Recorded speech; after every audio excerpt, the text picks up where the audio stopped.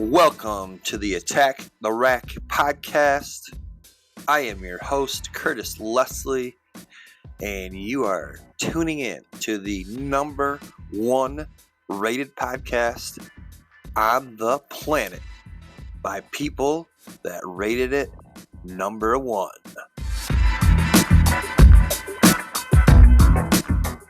We have another special show today here. The Attack the Rack podcast. We've got two West Michigan DJs here in the Get to Two Media Studios. We have DJ Van Hekken. We have DJ Greg Rios. Both are longtime DJs and two of the more well-respected, well-known DJs in West Michigan. Today we're going to be talking about their stories and how they got to where they are today in the world of DJing. We're also going to talk about a really special event coming up Saturday, January 7, downtown Holland, Michigan. It's the Old School Bash. These two guys will be playing it. Before we get started today, as always, got to thank the sponsor of the program.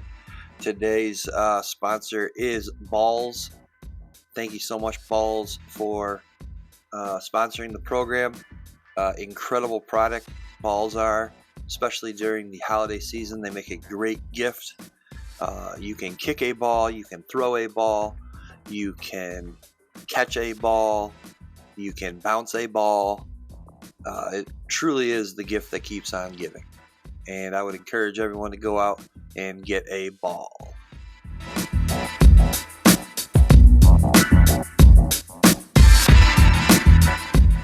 All right, and welcome back to another episode of the Attack the Rack podcast. Today we're doing something pretty cool. We got two guests on the show. We've got DJ Van Hekken and we've got DJ Greg Rios. Hello. Greetings. Thank you guys so much for joining us. As I mentioned, this is the first time we've had two guests, and that's just one of a few firsts for this episode. This is going to be the first episode that's going to come out in the year of 2023. This is the first time we've had a podcast involving music. This also is the first time we've had a recurring guest. DJ Van Hekken, also known as Coach Van Hekken, was on an earlier episode of the podcast talking basketball. Also, one more. This is episode 14. This is the first time we've had episode 14. And you guys are the first, and you will be the only episode 14 in the history of the Attack the Rack podcast. Truly honored. All right, so we're going to talk about music. We're going to talk about DJing today. We're going to talk about an event that the three of us have coming up on Saturday night, January 7. First of all, how long, well, let's start with you, Dan. How long have you been DJing? I have been DJing for, let's see, at least 25 years. Roughly 25 years. And Greg? Yeah, mine might be a little bit longer. I guess it depends on what you call DJing, because there's times where I'm playing in my bedroom, when I was in middle school with a makeshift DJ set. But I think officially, 25, 27 Well, when did you first start, though, even in your bedroom? So I was, this is probably 6th or 7th grade. I got for Christmas one of those all-in-one units of like a stereo. So it had a dual tape deck, it had a radio, it had an actual record player on the top. Okay. It is an AIWA brand. And I remember I could finagle that thing. There's a switch to go from radio to, to tape to the phono. If I put it right in between tape and phono, both of them would play at the same time. Oh, wow. So I would play a tape and I would scratch on top of it. And I would, make believe that I was in front of a crowd of thousands DJing. So that's probably the first taste of, pretend DJ when I was in middle school. Yeah, and then what made you want to get into DJing? I've always had a love for music. I started playing drums when I was in 6th grade as well. Just love music overall. I grew up with siblings who always listened to pop music, and an older brother who listened to like 80s hip hop and rap. And music was just always in our house, so I fell in love with it. Can't sing, can't dance with the crap either, so I'm like, hey, maybe if I play the music, it'd be a little bit different. But I started having interests in music overall around that age. But I'd say with DJing, back in the day, right with that same system, that same stereo system could pick up Chicago stations on various nights. Feels like a clear night. And I could hear the mixes, and even some of the local radio stations had DJ mixes on like a Friday night. And that really interested me. How are they playing all those songs all together back to back? It's like a cool party, and that really grabbed my attention back in that time. And then Dan, what made you want to get into some DJing? Similarities with Greg. Probably I can remember back to probably mid-elementary school, buying some cassette tapes and then just kind of starting a collection, loving music. Kind of sports and music went hand in hand for me. And then I do remember in middle school, I'm sure Greg was involved in this as well, but got a hold of a mix tape from Chicago that had all the songs blended together from a DJ, and that rocked my world. Just the way that was put together, that just continued to spark my interest, and kind of got my hands on a couple more mixtapes. And I do remember the Chicago radio stations. I do remember in high school, once I was able to drive, even driving south 20 minutes to pick up reception, or just listen to Chicago radio DJs. And I think even Muskegon had a show too. And I remember driving to the north side of Holland even just to pick up reception and just listen to those mixtapes. So those mixtapes were critical in shaping my love for DJing.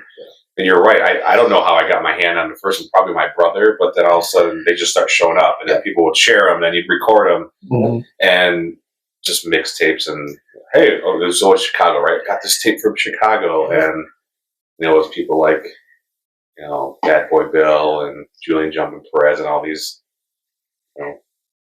legends of DJs that we're listening to. And Dan did just mention too. You said something about Greg was probably there too. You guys, just so our audience knows, Dan and Greg are the same age. They grew up together, went to the same high school. We all went to the same high school. I'm much, much, much younger, but they graduated from high school together, and obviously have maintained a friendship ever since.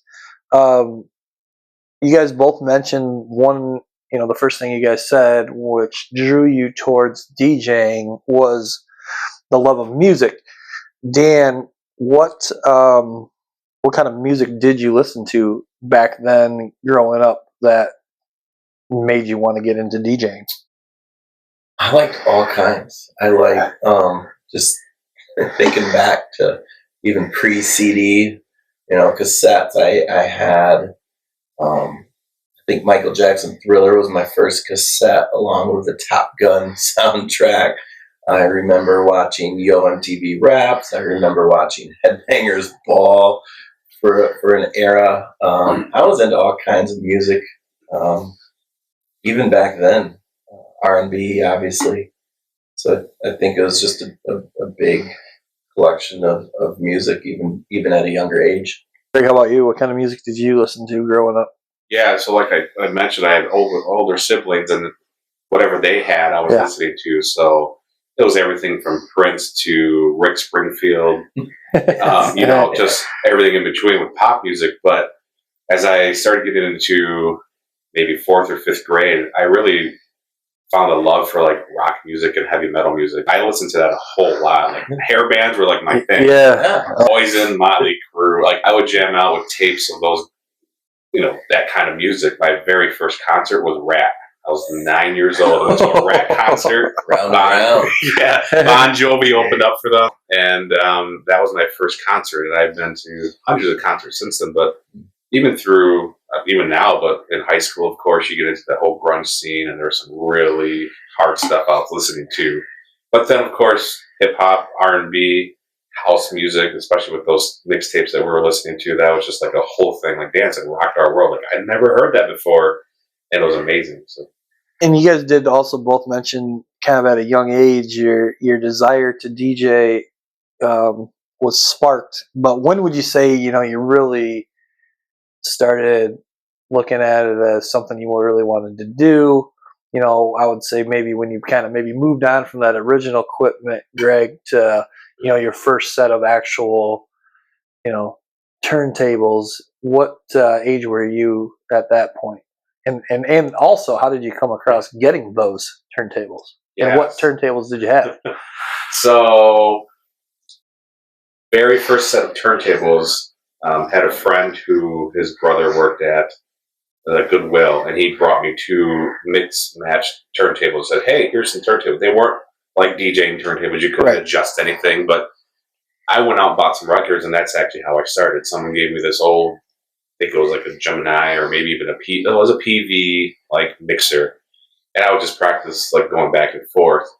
And then an old school DJ, Joey DeLeon, he and I were connected.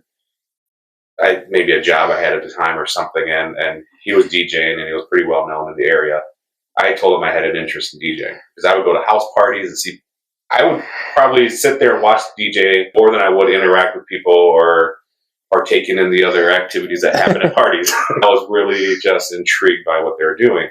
So I told him my interest. I started going to his apartment, and he taught me how to DJ. He would say, "Hey, take this Africa Bambaataa beat and mix it with this Africa Bambaataa beat." And we would go back and forth, and he'd say, "Nope, you got it." And he'd show me how to, where the beat was going to drop and how to adjust tempo. And then we started doing other things. Then eventually he ended up selling his gear, and then I bought that. So that's when my first set of Technique 1200s were bought, was with his gear. And it was 2 Techniques, and it was a Gemini Executioner mixer. And that was... How old were you then? I was probably 19. Okay, so kind of right out of high school. Yeah, I mean, I had the mix match turntables, and then I actually had 2 CD players I was using. When my first year at Western, I was DJing parties there. There wasn't even CDJs back then, right? It was just CD players. Not even mixing for real. It's just kind of a blend. And then, Dan, your first set of turntables. Piggybacking on Greg, was it from you? Yeah.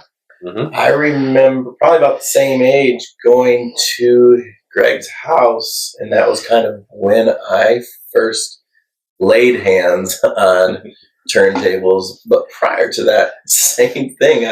I was laughing at Greg's story about house parties because I would do the same thing. Just they probably thought I was this kooky, big tall white dude just staring at the turntable. Like, forget the party. I'm like so interested in what they're doing. I was just stare at the DJ table as well, and then connected with Greg and just. I remember that Africa Bambaataa track. He kind of taught me the same way. Just mix these 2 together, and probably bugged the heck out of them to come over every day. But we just practiced, and then I got a hold of my turntables, and then hours and hours and hours. Thoroughly couldn't get enough of it once I got them in my basement. And how old were you then?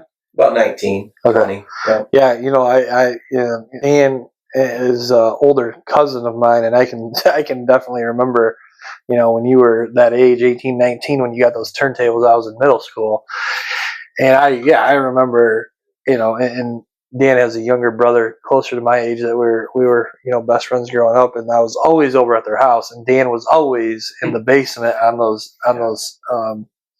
turntables, and then that's really what sparked my interest too, even though it was a number of years later before I started getting into it a little bit myself.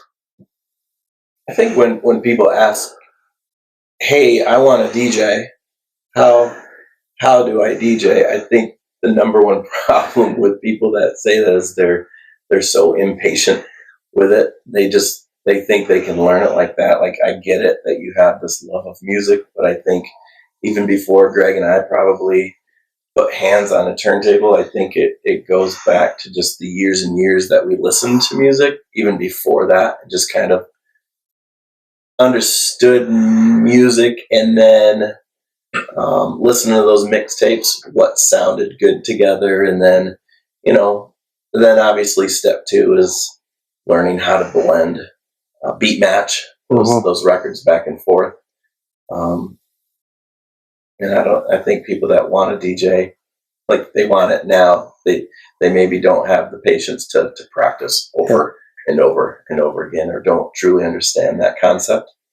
Yeah, I definitely agree with that. To piggyback off of what Dan was just saying, definitely there's a lack of patience, because we've been doing this for over 25 years, and I would say I'm still learning even to this day, 100%. But I couldn't agree more with Dan's statement about knowing the music. I think an advantage that we have, being in the industry for so long, is that we have a vast knowledge of music across the board, every genre.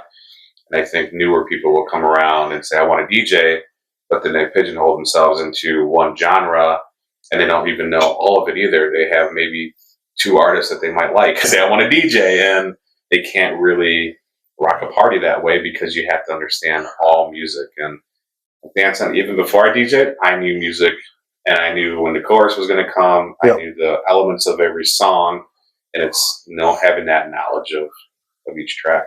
Now, and you guys obviously started, as you mentioned, on turntables, and in order to be able to use those turntables, you needed records. Yes. Greg, where are those? Records. Where, Greg, did you get your records?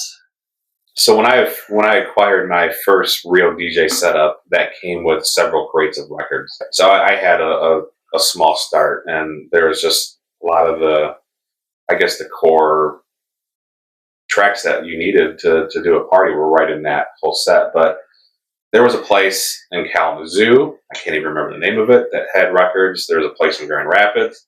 That was more of like a unique spot on 28th Street. Didn't really have a whole lot of, that you can go and get some pop music there or whatever.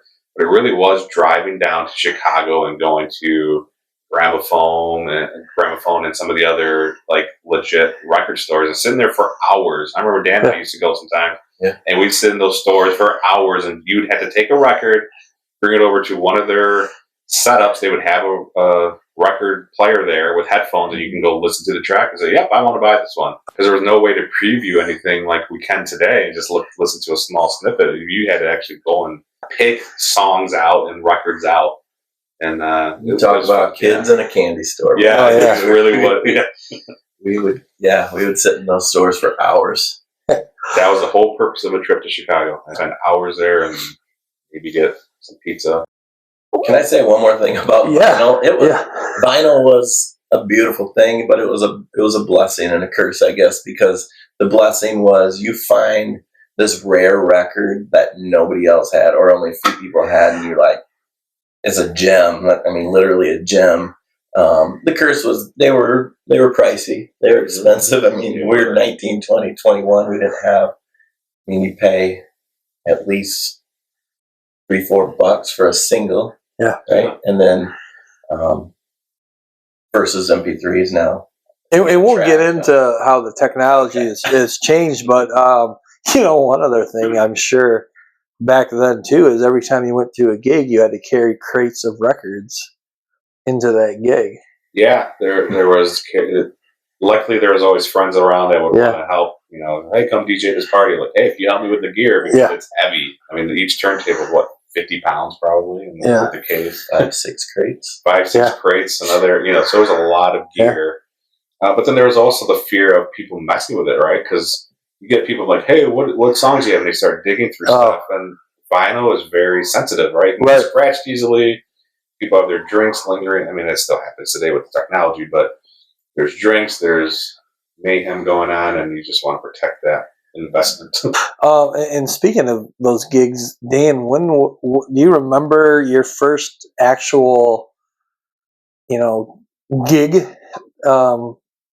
Whether it was compensated with money or not?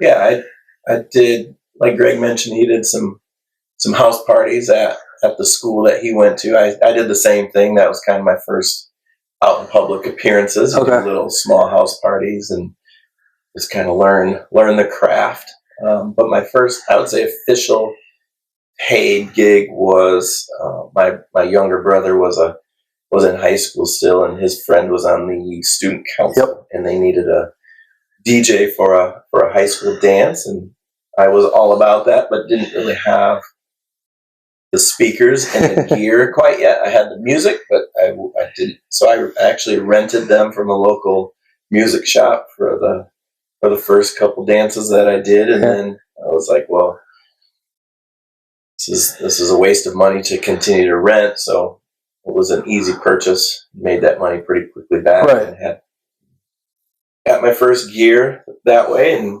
they continued to hire me as a high school DJ, and then I think from there was the next couple of years there was a couple bar gigs, and then just from there it's history. Your first gigs at the Holland High School Friday night dances. I was a senior, so I was at those your first gigs on Friday nights back when our high school, probably pretty unique. I don't know if a lot of schools did that, but after home football games and home basketball games on Friday nights, there would always be a dance after the games. A lot of certainly good memories.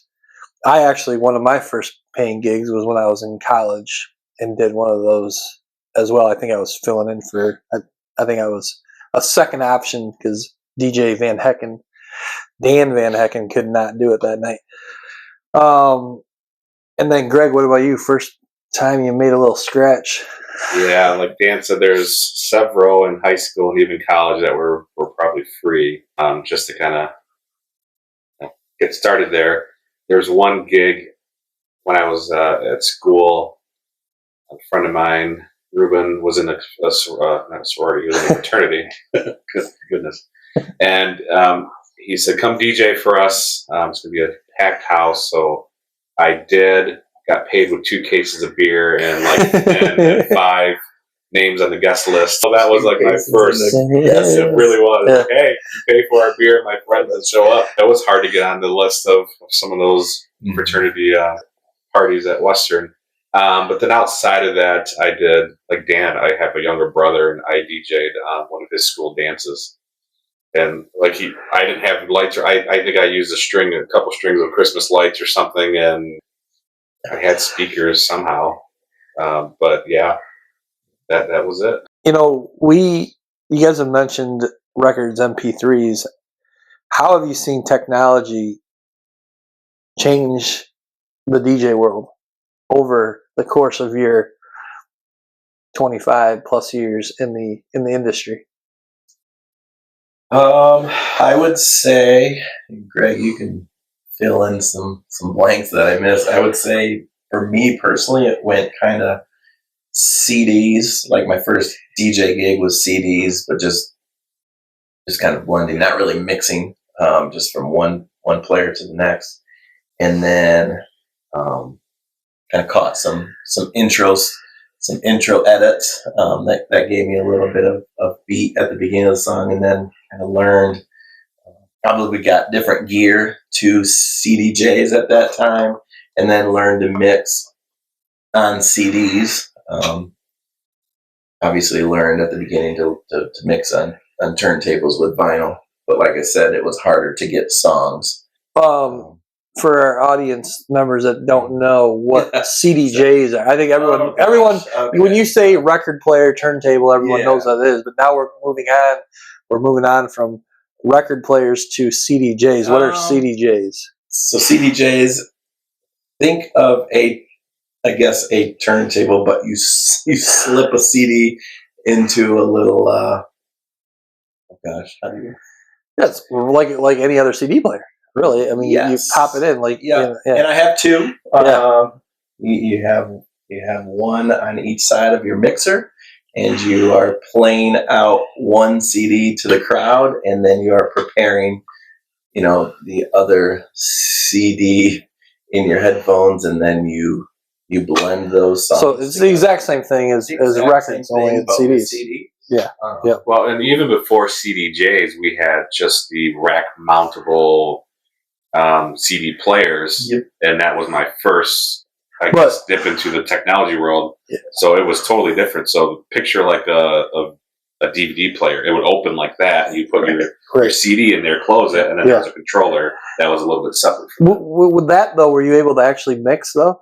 And adjust and blend, and you could. It was extremely difficult. It was harder because you got used to records and finding where the beat was and understanding and the feel of it. And this was, you're going from, a 12-inch record, and now the controller is probably, 3-inch round little jog wheel.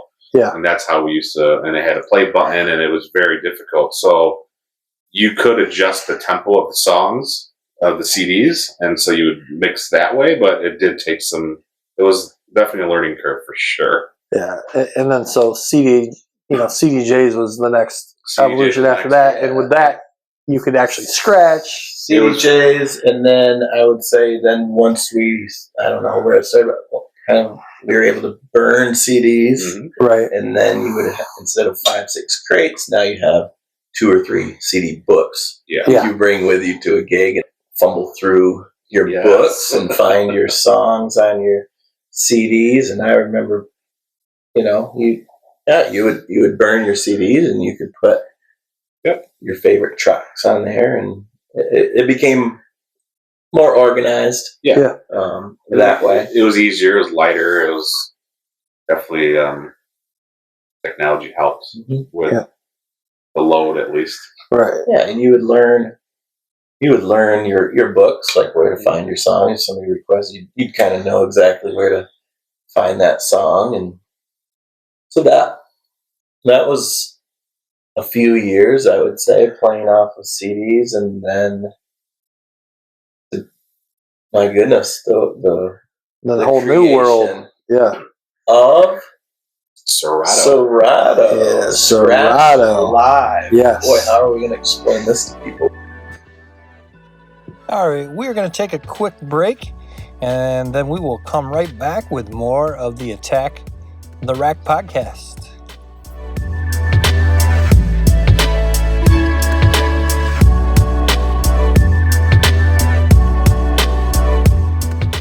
And we are back. Well, over the airway.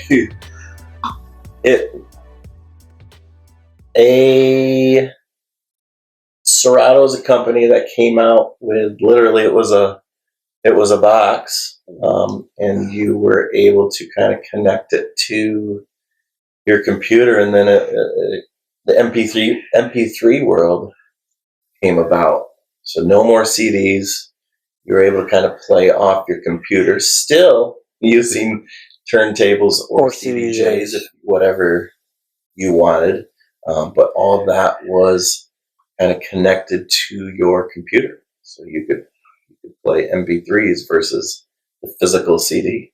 Yeah, the CD was where the music came from before. Yeah. With Serato, it's coming from your computer, but you're using the CDJs or the turntables to manipulate or control the music. So definitely it was a game changer, and I love it. Yeah, because now first with the CDJs, you were able to eliminate carrying the crates of records. Now with Serato, you're eliminating the need to carry CD books.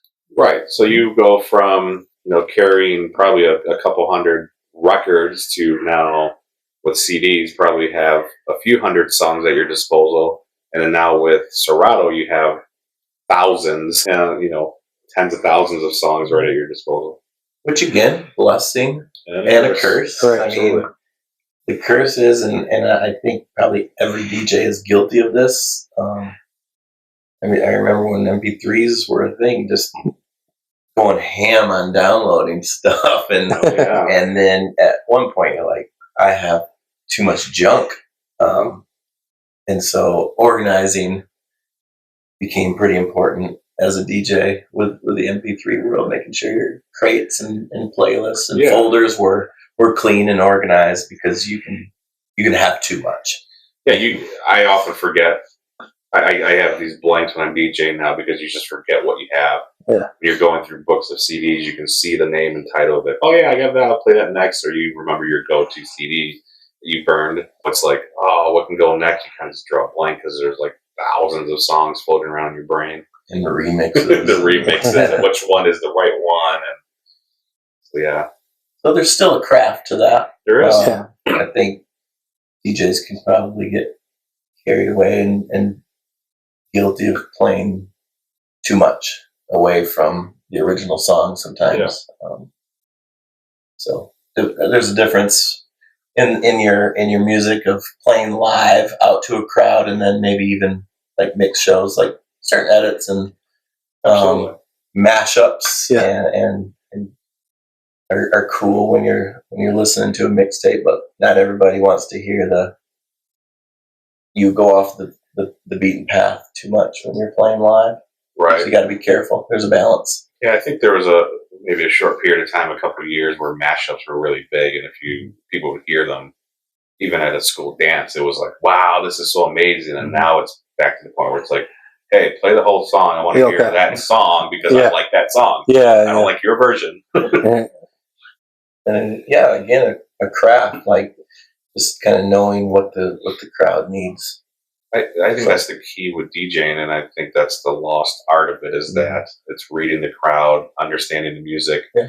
There's a lot of new DJs out that come out, get the gear. It's inexpensive now. They have access to all kinds of music. They can go and do a gig, but can they really read a crowd?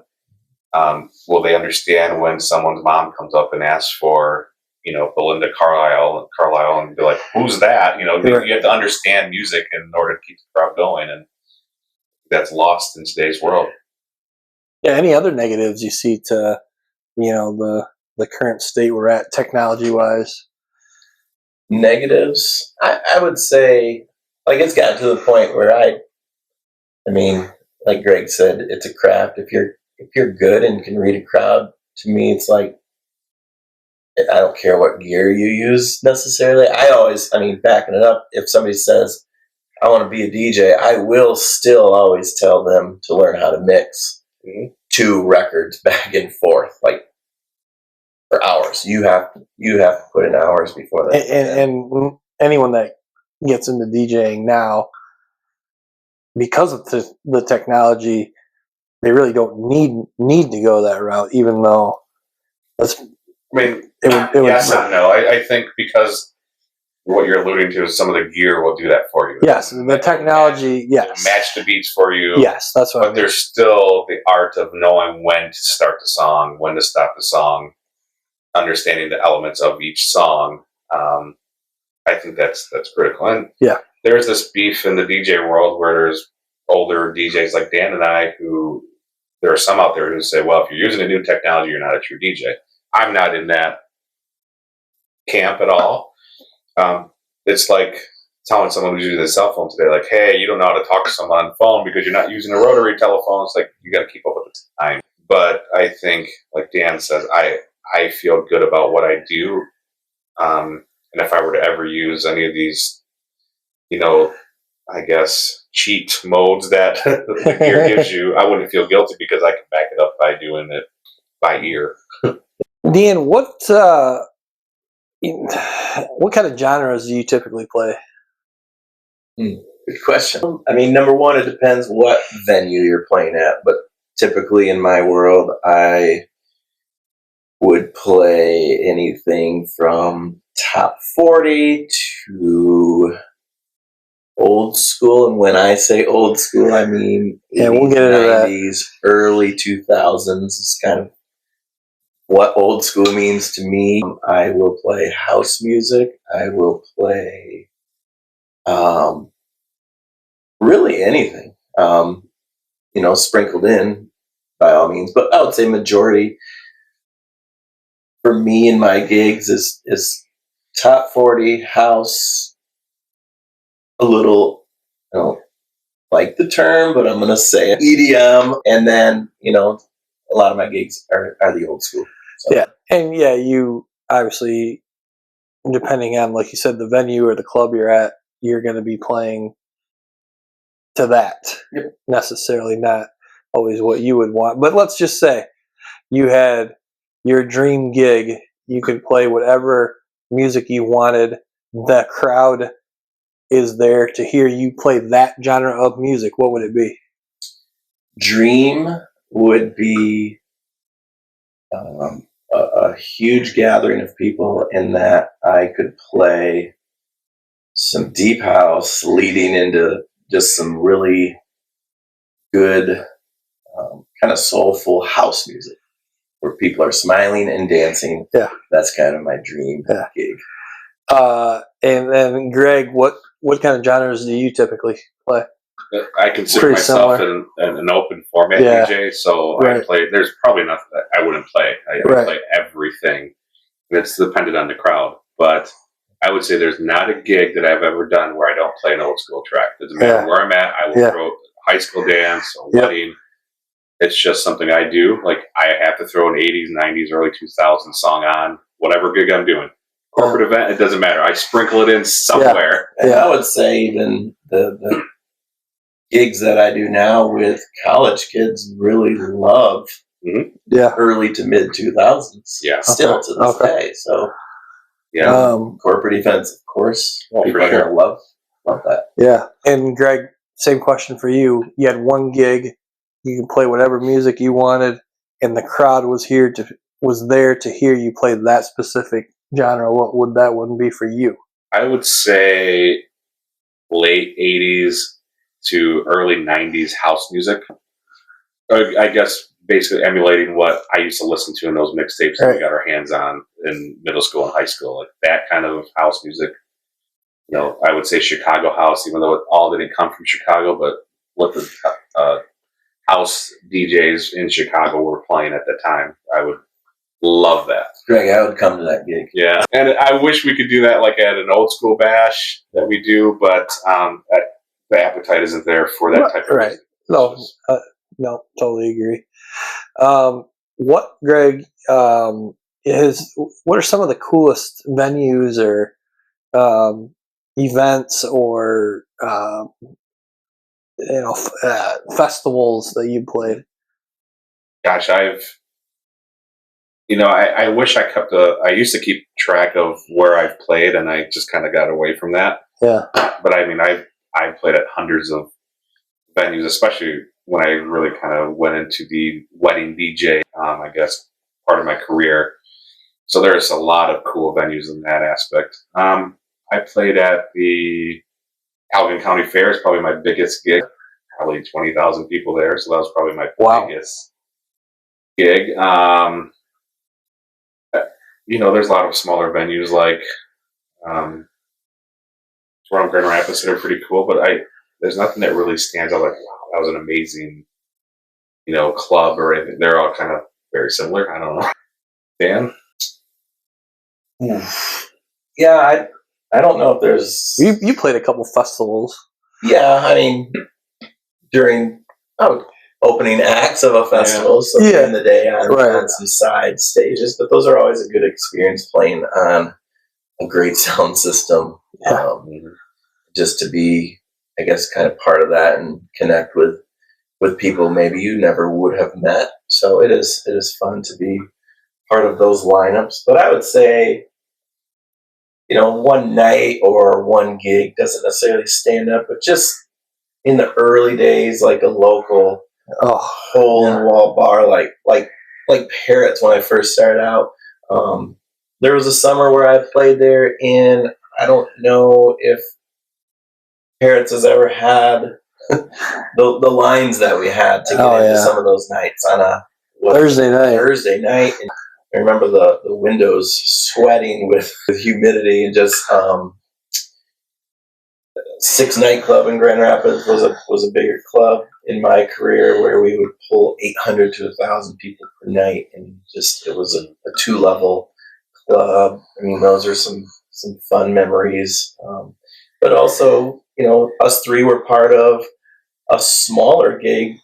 We did a lounge night at Cityview, and those nights we'd have 10 to 20 people, but those were some great nights where we played just some deep house, funky house music, and just hung out with a small group of people. But those were great times too. So, and then house parties were always memorable. Yes, back in the day, and so. I guess my point is, it doesn't matter if it's a small or large crowd. It's the people that are there. Yeah, I think some of the hole in the walls are kind of some of the more fun venues. I used to have a regular gig at my bar, which is now, I think, the Grand Rapids Brewing Company. But at that time, it was every Friday night. I had a gig there, and that was fun. I mean, there was lines out the door, and it was always packed, and people danced all night. And they'd be begging you at 2 a.m. to keep going, and those were always fun times. It's always nice to get that compliment at the end of the night. Yeah, I had the greatest time of my life. It just kind of makes it worth it. Yeah, sometimes. So nothing fancy. It was just people having a good time. I honestly, in my DJing career as a wedding DJ, though, some of the best parties have been like in someone's backyard when they got married in the backyard and they're just having a fun. Relaxed time, and I mean, those are just some of the best times there. Yeah, and Dan, you brought up the gig we had in downtown Holland. It was one Thursday a month at a little place called City View. The three of us did. It was deep house music, and it was a blast. It was 7 to 10 p.m. Yeah, it was perfect. How could we forget the Park Theater, though, and the old school bash? Like, that's still... Well, that's what I was going to get into next. I was like, okay, that's not... The City View gig is certainly not the only thing we've done together. Let's now segue into this old school bash. Park Theater. At Park Theater. Downtown Holland, Michigan. How long have we been doing these? I want to say over 10 years. This is our 13th year, I believe. I think we started them in 2000. And we've done anywhere from 1 to 2 or 3 in a year. So we've probably done a good 20 of them. At least, yeah. Yeah. That's crazy. I didn't realize that. And they're, those of you that are in the West Michigan area, it's in our age, 30s, 40s, 50s, probably 60s now. It's a night that you don't want to miss. And it's interesting, Dan, you brought up what old school is to you. I think for the three of us, we're all from the kind of the same era where we would probably consider 80s and 90s old school. And I think when we started this event 13 years ago, 80s and 90s was old school to us. But now, 13 years later, over a decade later, now you do start to throw in a new decade into what old school is, and you start to look at early, even mid 2000s. So we've been doing this event for so long. We've now pushed into a whole new decade of what would be considered old school. I remember a few years ago somebody asked me that. They're like, well, what's old school? I was like, you know what? That's a great point because it's different for certain people. So we had to specify 80s, 90s, and now, like you said, early 2000s is our definition of old school. Right. And I remember the three of us having this conversation several years ago about, hey, it's time to start sneaking in some I would say newer, but still 20-year-old tracks. And we all agreed that we'd still slowly do that. And there were times where I remember we would, before that, Dan might play Missy Elliott or, another early 2000s, but it's not 90s. But hey, the crowd likes it. It's all really understanding the audience. And as this event has grown and gone through the years, there's been a shift in who's going to those events as well. Now there's a younger generation who late 20s, early 30s who consider early 2000s as old school. So we had to make that adjustment. If you think back when we started this, where did that idea come from? Do either of you guys remember? we had talked about it for a long time about we should do a party and make it like one of these old house parties that we used to have in high school. We were talking, and I don't remember how in the world Brian Brewer got involved with this, but we were talking with him somehow, and he said, "You know what? My uncle works at the Park Theater. I can get you guys in there." And That's right. And that was our first. Thank you, Brian. Yeah. That was Shout our out Brian first Brewer. in with Jay. Yeah. And we pitched the idea, and he's like, "Let's try it. Let's go for it."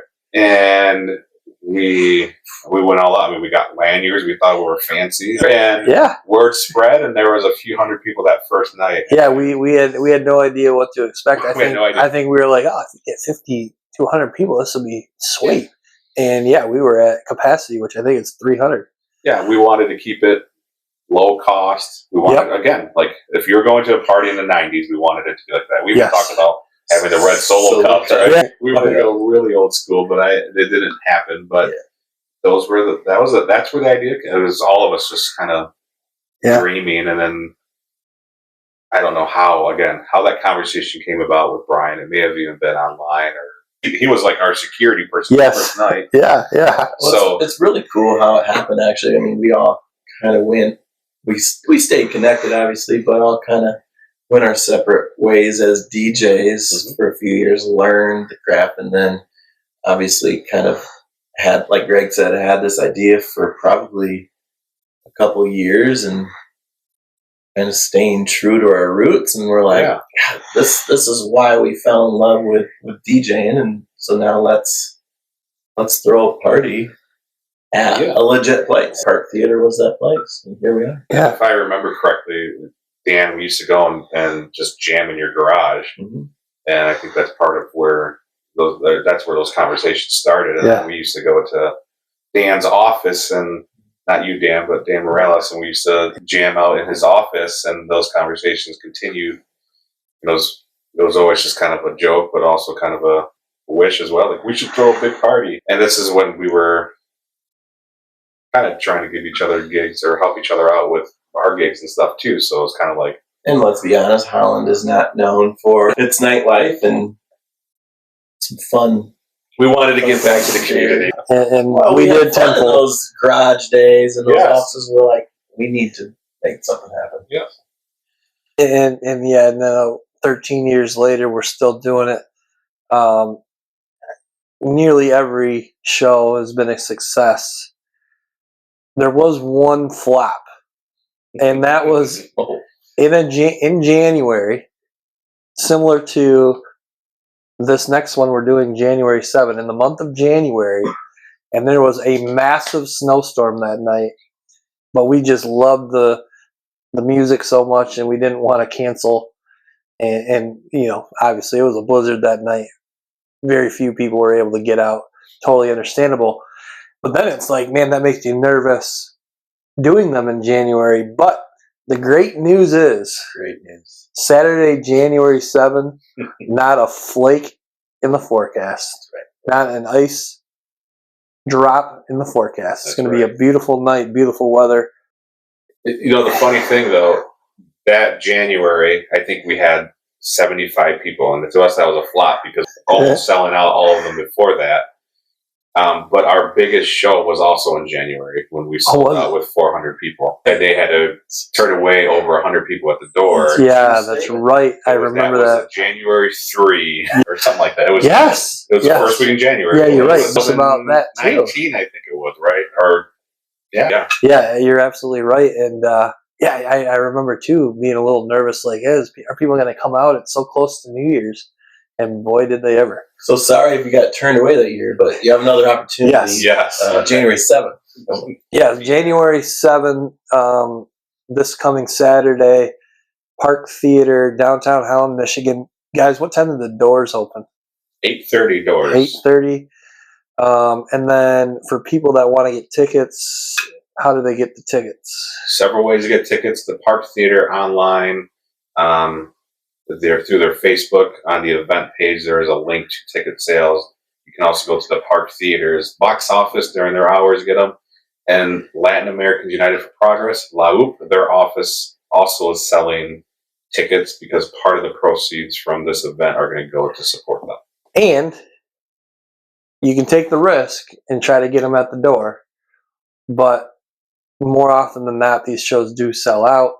So if you're going to take that risk, you might not have an opportunity to get in the door. Right. But there is that opportunity. You're absolutely right. But that doesn't mean the day of, if you're like, I wish I can go, but I'm not going to go because I'm worried it's sold out, still check online to see. Yeah, still go online and get them. Yeah, absolutely. We've had a couple special guests, too, in addition to the three of us at the Old School Bash. Yeah. I know one of my favorites was DJ Psycho out of Flint, Michigan. And Dan, you mentioned, or when we've been talking about the whole technology thing in today's world of DJing, that night, I don't know if you guys remember, we took him out for dinner. Mm-hmm. And he said something that really stuck with me. He said, and he's a total old school, turntables, records, no technology, no computer, none of that. And he said something that stood out to me. I figured he was going to say something, bashing Serato or bashing the technology. And he said, you know what? If what comes out of that speaker sounds good, that's all that matters. So true. He did a great job. He put on a great show. Who are some other of our special guests we've had? We had DJ Heavy.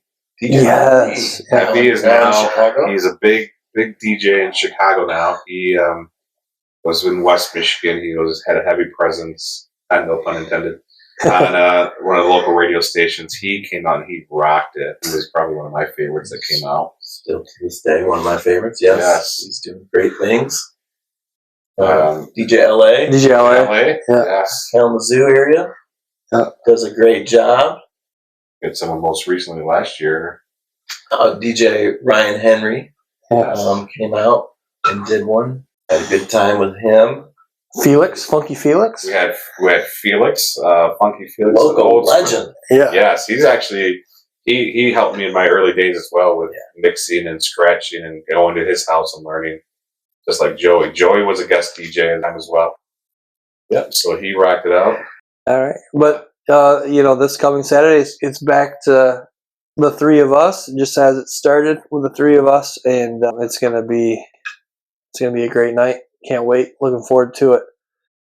Dan, DJ Van Hekken, Coach Van Hekken, you've been a guest on the show before. You kind of know how we end the program with 3 questions. I'm a big a list guy. I like lists. I like top 5s. I like so. Dan, you've already answered this question on a previous podcast, but let's ask you again. Your 5 favorite DJs, and maybe they're not the same as they were a few weeks ago. 5 favorite DJs. Number 1, Bad Boy Bill. Liked him from the beginning. I like him now. He always motivates me.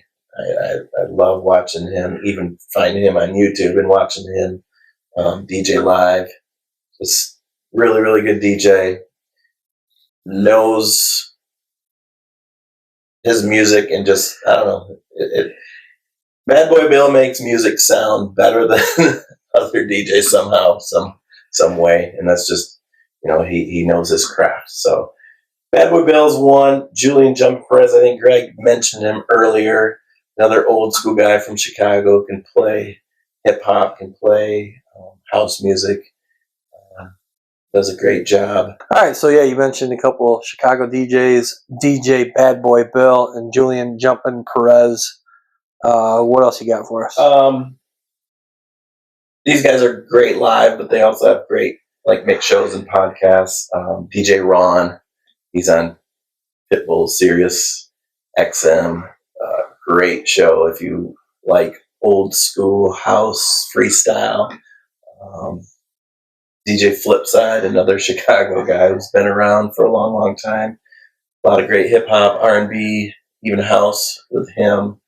A personal favorite is Joe Maz, who does a great podcast, more current house music, EDM style. So those are a few just off the top of my head, Sure. but there's a lot more of that I'm just probably blanking out. Yeah, and I'm sure if we ask you this question again in 3 or 4 weeks, you might come up with a couple different ones too. It's always a rotating list. 5 is tough. That is tough. Greg, how about you? Top 5 DJs? Wow, that's tough. Is it fair to just lump all the Chicago DJs into one? Sure, you can do whatever you want. Yeah, so you can do whatever you want. We don't have strict rules on the Attack the So Rack I'd say podcast. any of the 80s, 90s, and even current Chicago DJs like Bad Boy Bill, like Dan said, Julian Jumpin' Perez, Tim Spinnin' Schomer, Bobby D. Those were people I loved. So I'd probably categorize them all in Gino, Rock, and Romo, all in one. Like Chicago DJs. Yeah. There's some newer DJs. I say newer, but they've been around for quite some time, but they're still younger than me, so they're newer. Like DJ Trey's is amazing. I like Miles Medina. Jay Espinoza. Okay. How many is that? Is that 5 already? Because I want to throw in more. You can give us 12. And Chris Villa. Okay. Probably of the newer people, Chris Villa is probably my favorite. He is so good. Yes. Yeah. Well, guys, here's the thing. Unfortunately for you guys, this coming Saturday, you're not going to get to hear any of those artists play. That's different from me. I get to hear 2 of my favorite all-time DJs play this Saturday night, and they're actually sitting with us right now in the Gifted 2 Media Studios here on the Attack the Rack podcast. DJ Van Hekken and DJ Greg Rios. All right, next question. One thing I think we all do have in common is the love of hip hop music. Dan, give us 3 to 5 of your favorite hip hop artists. Number 1, Outkast. No question. Tribe Called Quest. Number 3, I think I'm going to do what Greg did with the Chicago guys. I'll put like Snoop and Dre kind of in one bunch there. I would throw on some Big Daddy Kane right now. What about you, Greg?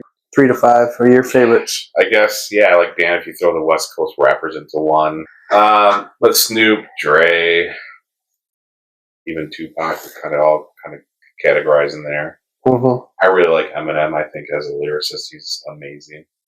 I gotta go with the Beastie Boys, right? Oh yeah. They expand across how many decades as well? Yeah. And one of the first cassette tapes that I've ever had was Licensed to Ill, and I can never go wrong with the Beastie Boys. Yeah. All right, and then last question. If we're the last question, we were specifically talking hip hop. What about all genres? Your 5 favorite, Greg, your 5 favorite artists all time, any genre, doesn't matter. If you had 5 artists that you could only listen to for the rest of your life, Hip hop? any genre. Any genre? Any genre. Oh, gosh. This is really tough. Artists. And we go to Dan first. Yes. You first, Daniel. Artists. Any genre. Artists. All right. I'm going to go Outkast. I'm going to go Michael Jackson. I'm going to go Sade. I'm going to go. Okay, this New Edition, because they meant a lot to me when I was younger, growing up. And then I'm gonna throw an outlier in there and go Metallica. Yeah. Yeah. Like it. I love them. Masters of Puppets is one of my favorite albums of all time. This is a tough one, Curt. Across all genres, probably Bill Withers. I love Bill Withers. I can listen to him actually for 2 years in a row, he's been like on that Spotify, whatever year in review. He's been like my top person.